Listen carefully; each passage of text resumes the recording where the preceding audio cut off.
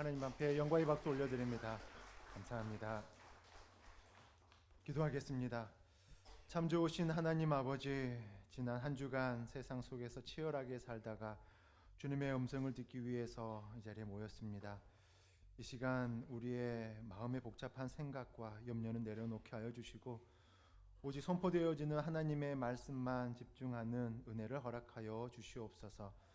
부족한 종의 입술을 주장하여 주셔서 저의 말은 감추어 주시고 오직 살아계신 하나님의 진리만 전해지게 하여 주시고 정말 주님 말씀이 우리의 영혼의 새 힘이 되어 주시옵소서. 다시 일어설 용기가 되는 복된 시간이 되게 하여 주실 줄로 믿습니다. 우리에게 참된 소망으로 인도하여 주시고 역사하여 주시는 우리 주 예수 그리스도의 이름으로 기도합니다. 아멘. 한 주간 평안하셨습니까? 하나님의 위로라고 하는 제목으로 말씀의 은혜를 함께 나누겠습니다. 우리가 이 땅을 살아가다 보면 참 많은 일들을 겪게 됩니다.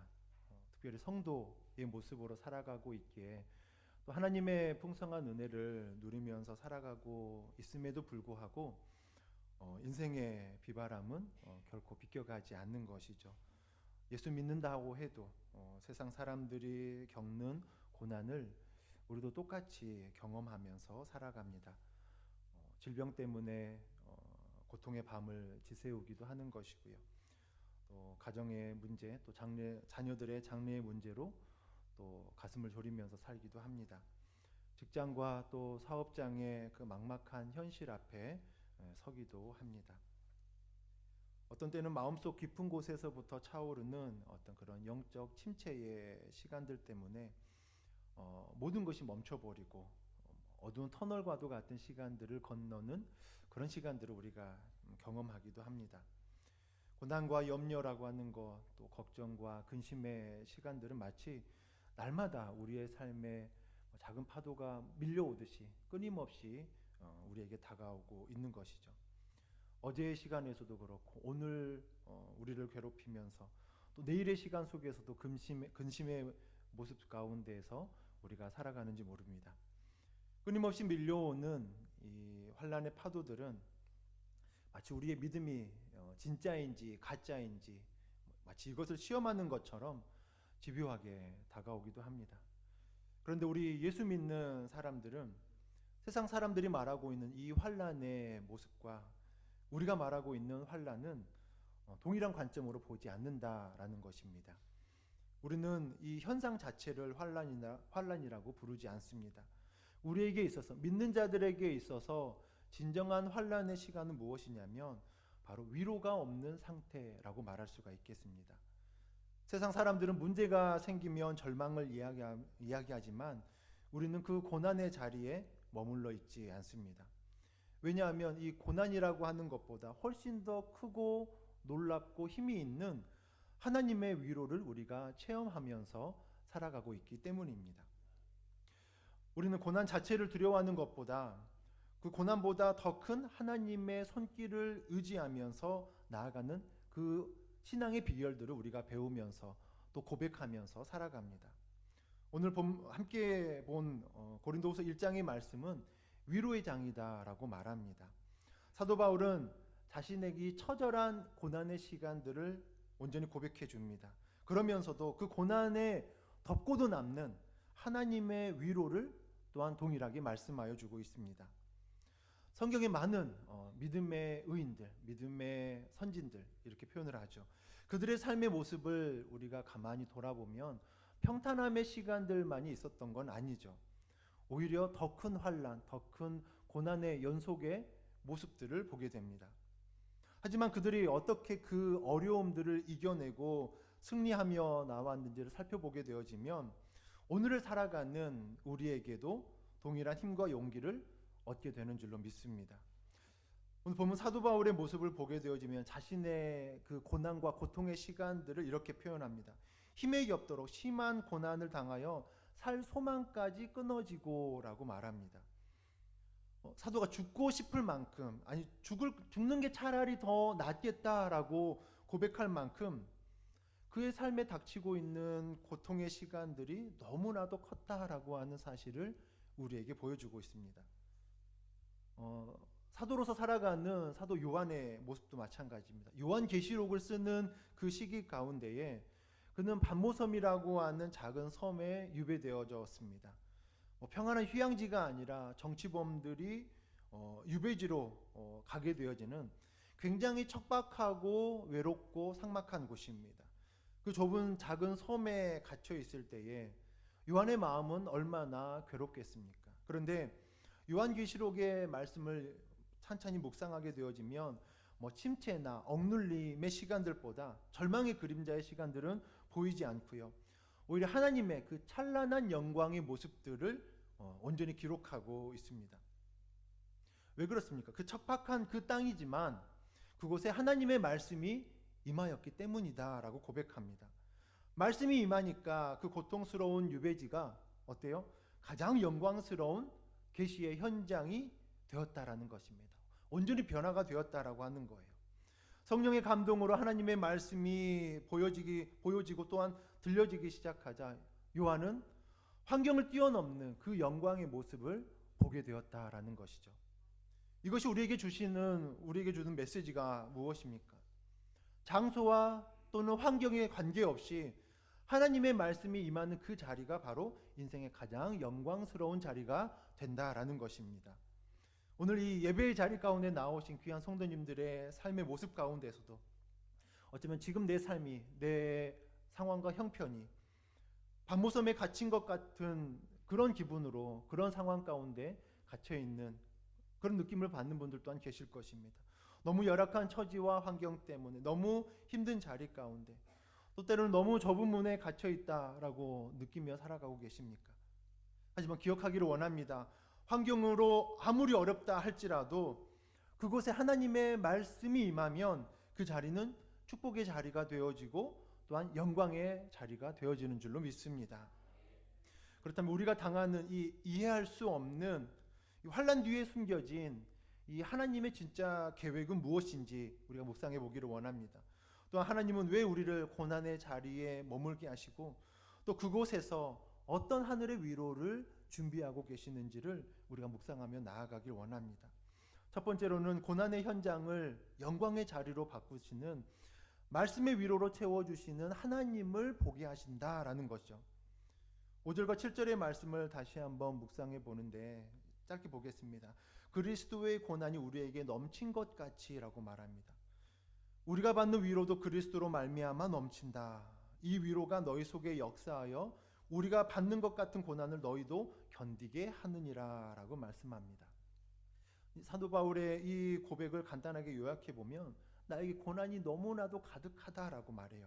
하지만 고난보다 더 넘쳐나는 것이 있는데 그것이 바로 위로다라고 하는 거예요. 위로. 속에서부터 터져 나오는 하늘의 위로가 이 모든 고난을 이기고도 남는다라고 하는 고백을 지금 드리고 있는 것입니다. 위로가 임하면 고난을 충분히 견뎌낼 수 있는 힘을 소유하게 된다라는 것, 그것을 분명하게 말씀합니다. 위로가 너희 속에 역사하여 고난을 견디게 하느니라 라고 말씀하고 있어요. 우리가 때로 당하는 이 고난 당하는 이들을 바라보면서 정말 그들이 믿음의 모습으로 그리고 하나님의 능력으로 힘입어서 이겨내어지는 모습을 보면서 많이 놀라기도 하는 것이죠. 어떻게 그 환난 가운데에서 환난 속에서 어떻게 저렇게 밝게 웃으며 살아갈 수가 있는 것이지? 어떻게 저런 시련 속에서도 저렇게 힘있는 찬양을 드릴 수가 있는 것이지? 라고 하면서 그 모습을 바라보면서 우리가 참 많은 도전을 받게 됩니다. 인간적인 눈에는 고난만 보이기 때문입니다. 그러나 그들에게는 하나님의 은혜로 말미암아 우리가 미처 보지 못했던, 느끼지 못했던, 세상 사람들은 미처 알지 못하는 하나님의 위로가 그들의 삶에 가득하다라고 하는 것입니다. 성도는 세상 사람들이 알지도 못하고 보지도 못하고 듣지도 못하는 그 하나님의 위로 속에서 살아가는 존재입니다. 그래서 세상이 감당하지 못하는 인생이 되는 것입니다. 그런데 이 위로가 구체적으로 어디에서 나타나는 것입니까? 바로 하나님의 말씀이 임하는 곳에서부터 이 위로가 터져 나온다라고 보여주고 있습니다. 우리가 그렇게 고백하죠. 나는 하나님의 말씀 없이는 살 수가 없습니다라고 고백하는 이유가 무엇입니까? 바로 여기에 있는 것입니다. 하나님의 말씀으로 인하여서 내가 위로를 얻기 때문인 것입니다. 한 구절의 말씀이 우리의 영혼을 절망에서 건져내 주시는 것이고요. 실제로 다시금 우리를 숨을 쉬게 만드는 것입니다. 생명력이 있는 모습으로 나아가게 만든다라는 것입니다. 어느 곳이든 하나님의 말씀이 임재하는 곳은 영광스러운 장소가 됩니다. 모세를 한번 생각해 보십시오. 광야 한가운데에서 보잘것없는 가시떨기 나무에 하나님의 임재가 나타나는 그 순간에 어떻게 변합니까? 그 초라한 나무가 바로 영광의 상징이 되어집니다. 사막 한가운데에 있었지만 하나님의 영광이 임하는 그 순간 가운데에 가장 거룩하고 영광스러운 자리로 온전히 바뀌어지게 되는 것이죠. 지금 우리가 서 있는 이 자리가 바로 영광스러운 자리로 만들 수 있는 그 비결은 하나님의 말씀이, 하나님의 능력과 은혜가 나의 삶의 모습 가운데 임한다라고 하는 이 고백을 통해서 우리의 그 자리가 영광의 자리가 되는 줄로 믿습니다. 그 자리가 하나님의 말씀이 임하게 되는 것입니다. 하나님의 말씀을 듣고 그 말씀을 품고 또한 그 말씀을 지키는 그 순간부터 하나님의 능력이 우리의 삶에서 온전히 꿈틀대기 시작합니다. 고난보다 더 큰 하나님의 위로를 우리가 구하며 살기를 원합니다. 그때 반드시 승리의 삶으로 이끌어 주시는 줄로 믿습니다. 3절과 4절에 그 은혜의 고백을 합니다. 찬송하리로다. 그는 우리 주 예수 그리스도의 하나님이요 자비의 아버지시요 모든 위로의 하나님이시며 우리의 모든 환난 중에서 우리를 위로하여 주셨다라고 고백하죠. 위로라고 하는 단어가 총 10번을 반복하고 있습니다. 그런데 위로에 반대되어지는 단어가 환난, 고난, 고통, 이 단어는 9번 등장을 하고 있습니다. 사도 바울이 본문의 말씀을 기록할 때 특별한 은혜의 시간들을 우리에게 들려주는 것 같습니다. 인생의 고난과 고통이 아무리 어렵고 많다 할지라도 9번의 위기가 닥쳐온다 할지라도 하나님께서 우리에게 10번의 위로를 더하여 주신다면 우리는 능히 이겨낼 수 있는 것이죠.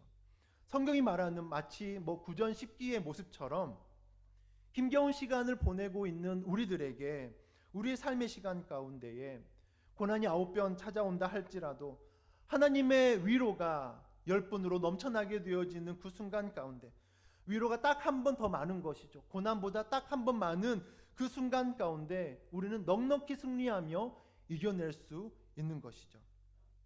세상 사람들이 해줄 수 있는 것은 그리고 사람이 해줄 수 있는 것은 최선의 모습은 동정이다라고 말합니다. 같이 마음을 알아주고 같이 아파해 주는 것입니다. 하지만 하나님께서 함께 해주시는 위로는 어때요?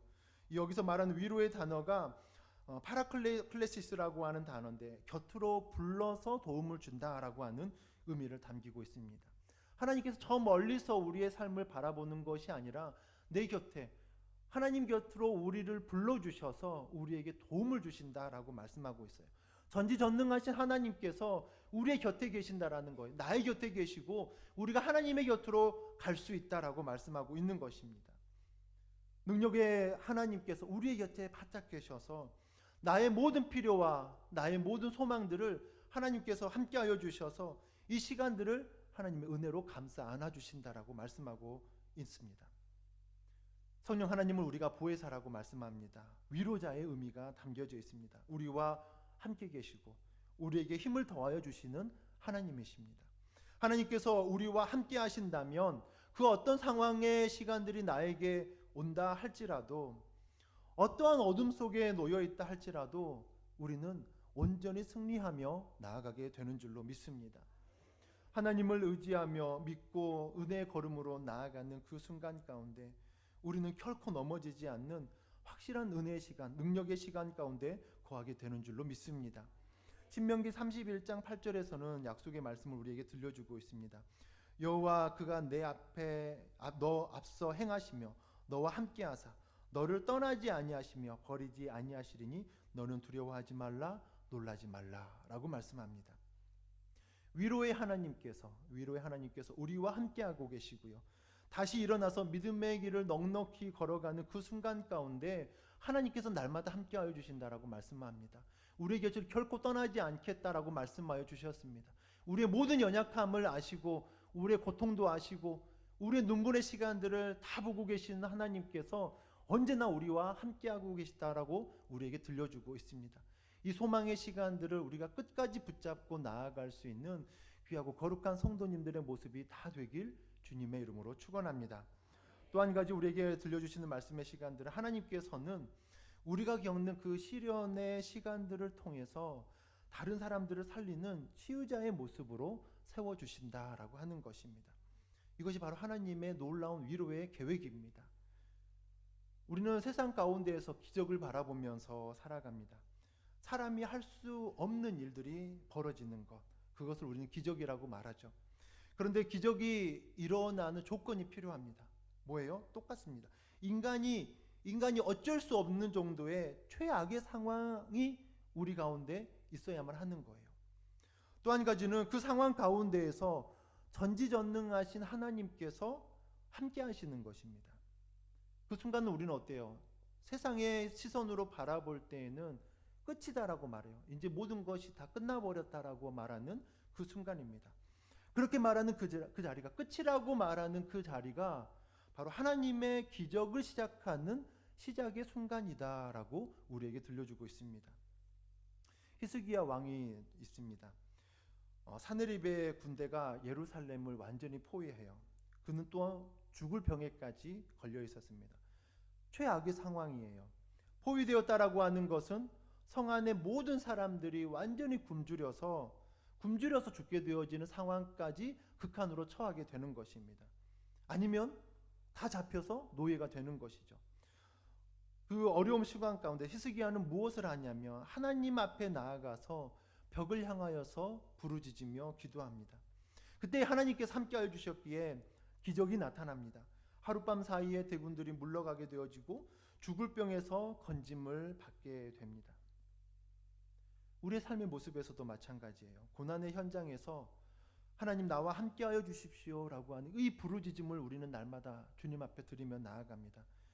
믿지 않는 사람들이 보면서 그 순간 가운데 보면서 우리를 향하여서 그렇게 고백할 것입니다. 저 사람의 삶은 기적의 삶이다라고 말하게 될 줄로 믿습니다.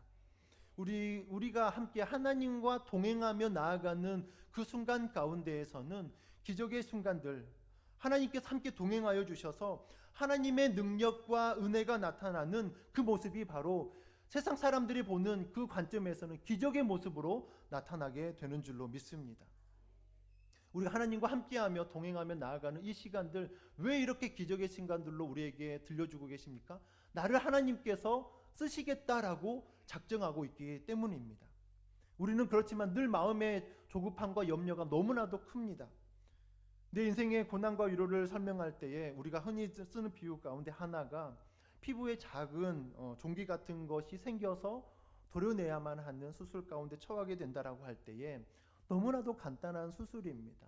마취제가 있고 고통도 없을 뿐더러 순식간에 끝날 수 있는 수술을 앞두고 있다고 우리가 생각해 보는 겁니다. 아무리 간단하다고 해도 어찌 보면 몸에 칼을 대는 거기 때문에 두려운 것이죠. 자꾸만 밀어넣는 것입니다. 밀어놓으면서 이 일이 자꾸만 더 심각해지는 것입니다. 마취제가 있다라는 것도 너무나도 잘 알아요. 금방 끝난다라는 것도 알아요. 그런데 우리들의 마음 가운데 칼이 들어올 때 얼마나 아플까라고 하는 이 마음으로 인하여서 이 걱정 때문에 밤잠을 계속해서 설치는 것입니다. 그런데 막상 수술대에 눕고 나니까, 마취를 하고 나니까 바로 선생님께서 수술이 다 끝났다라고 말하는 것입니다. 언제 칼을 댔는지 아무런 느낌도 없었다라고 고백하는 거죠. 마취제라고 하는 이 위로가 이 칼의 고통보다도 훨씬 더 강력했기 때문에 이 모든 시간들이 가능한 것이죠. 우리에게 있어서 고난의 시간들이 없는 것이 아니죠.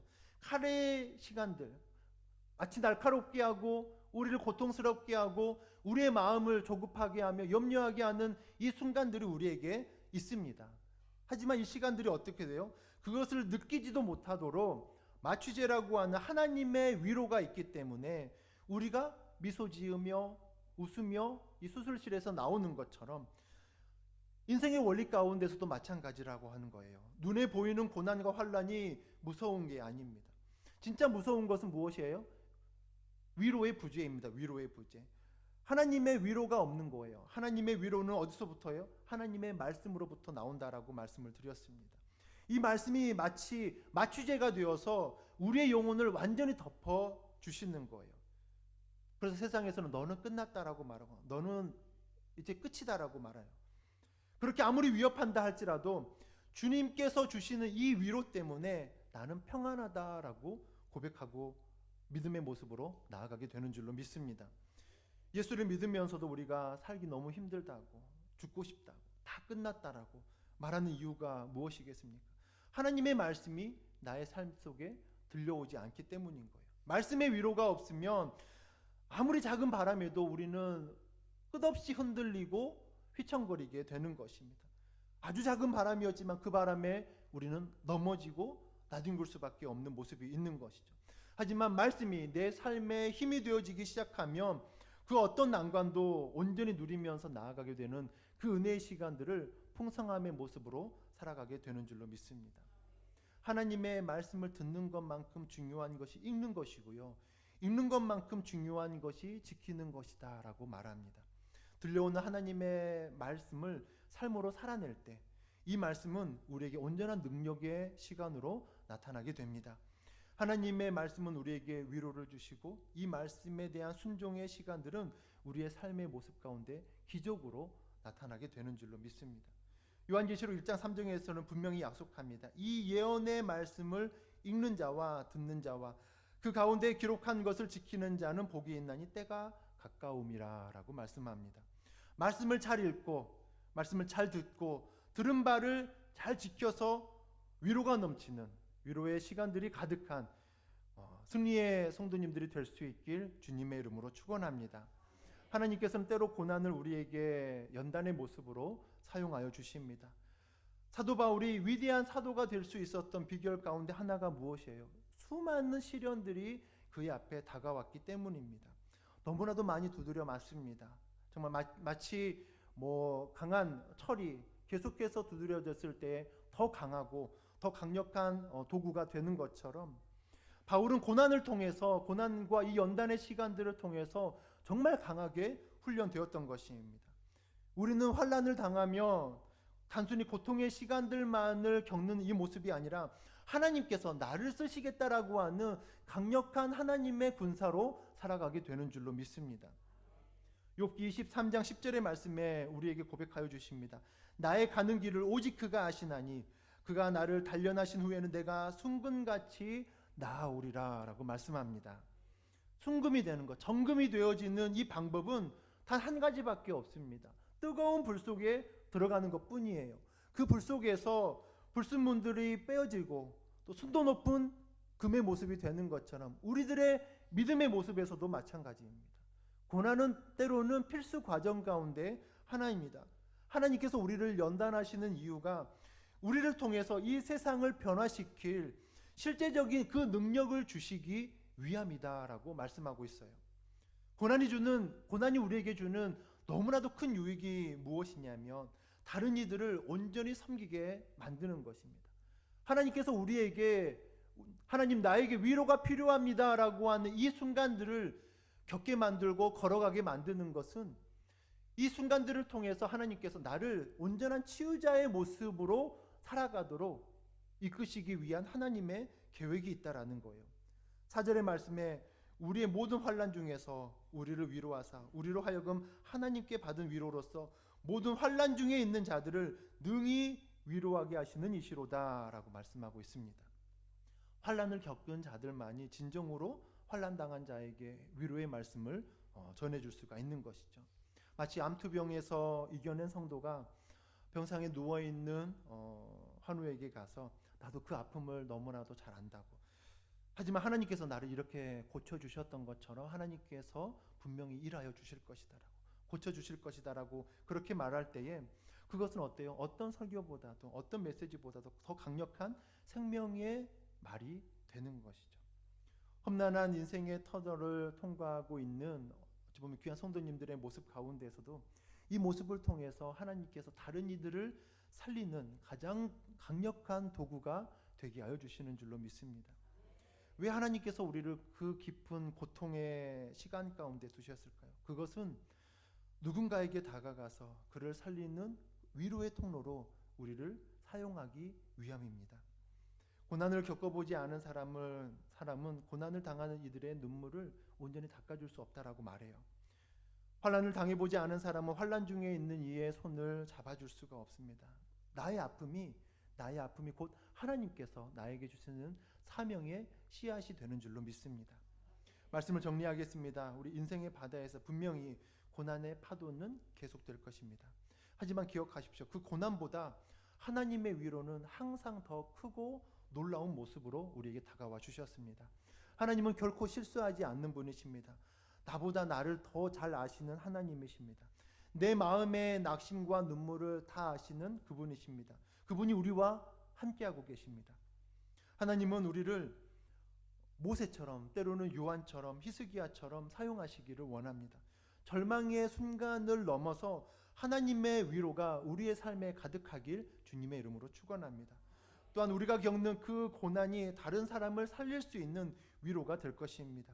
나를 살리고 이웃을 살리는 하나님의 거룩한 백성으로서 때로는 9번의 그 고난을 이기는 10번의 위로를 경험하며 나아갈 수 있길 축원합니다. 한 주간의 시간들을 살아가면서도 우리가 주님의 손을 끝까지 붙잡고 당당하게 승리하면서 하나님께서 나를 사용하여 주시는 모습, 그리고 그 안에서 우리가 충성하며 순종하며 나아가는 시간들, 때로는 인내하며 견뎌내는 이 시간들을 통해서 하나님의 역사가 우리의 삶의 모습 가운데 충만히 넘쳐나는 복되고 귀한 삶이 되길 주님의 이름으로 축원합니다. 함께 시간 찬양하며 기도하겠습니다. 우리 하나님의 위로, 또 내 마음을 만져주시는 하나님의 손길을 우리가 찬양을 통해서 함께 고백하기를 원합니다. 주님과 같이 우리 함께 찬양하겠습니다.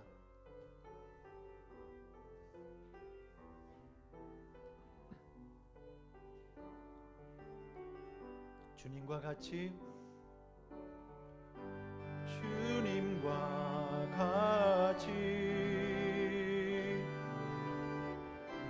내 마음 만지는 분은 없네.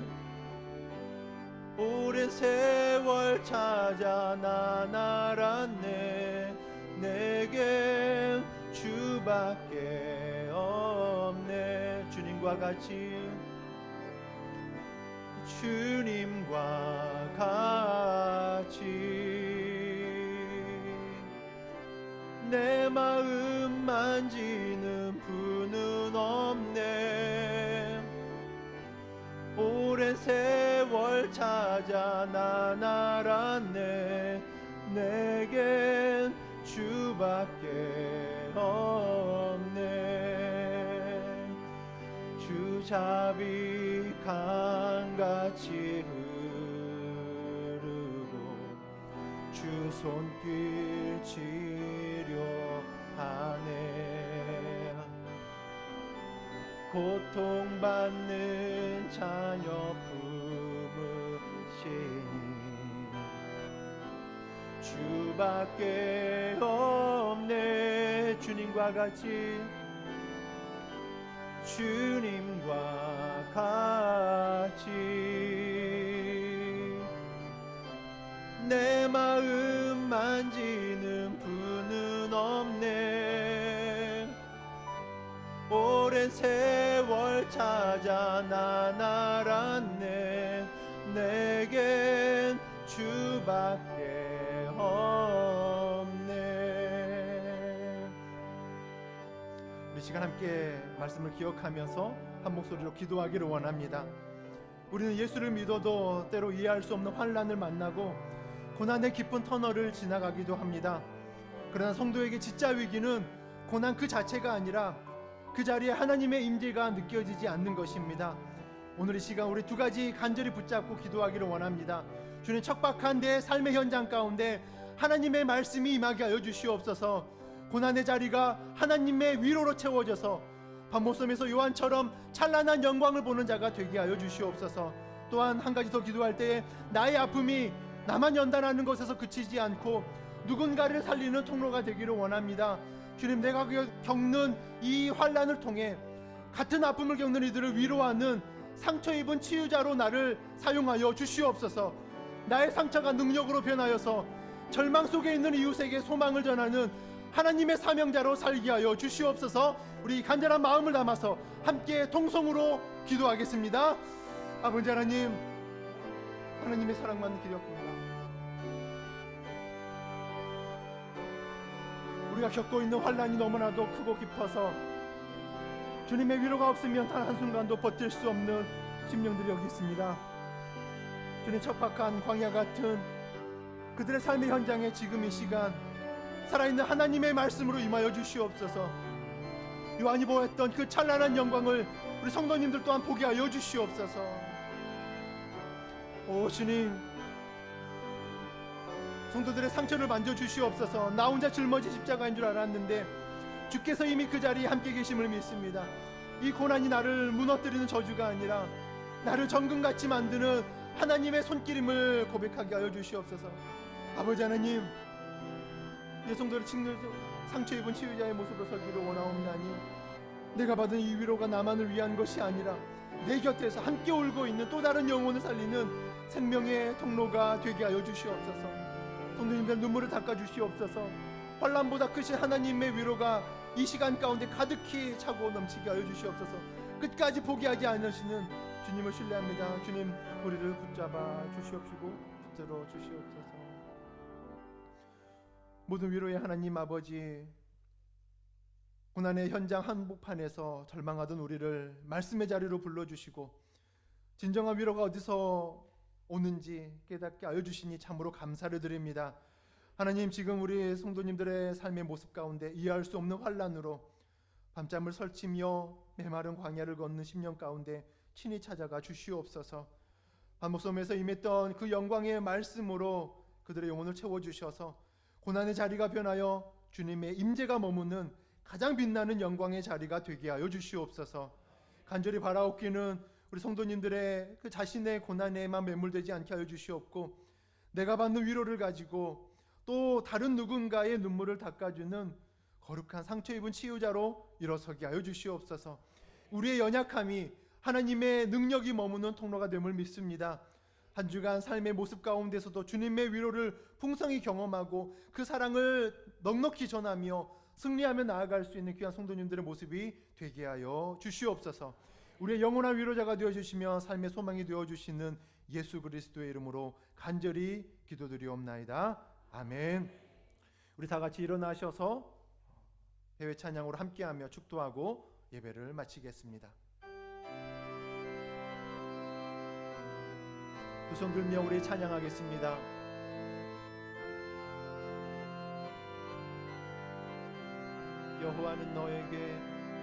여호와는 너에게 복을 주시기를 원하며 너를 지키시기를 원하시며 여호와는 그 얼굴을 너를 향하여 드사 은혜와 평강 주시기 원하노라. 여호와는 너에게 복을 주시기를 원하며 너를 지키시기를 원하시며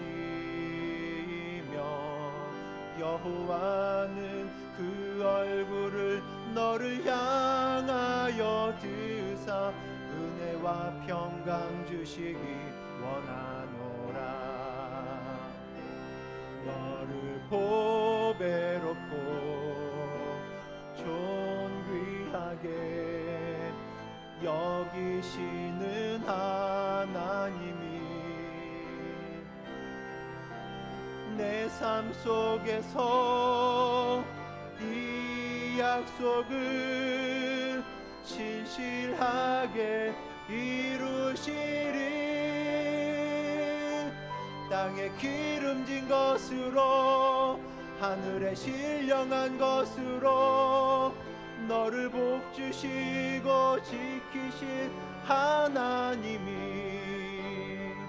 너의 영혼 잘 되도록 은혜 베푸시며 평강으로 인도하시리.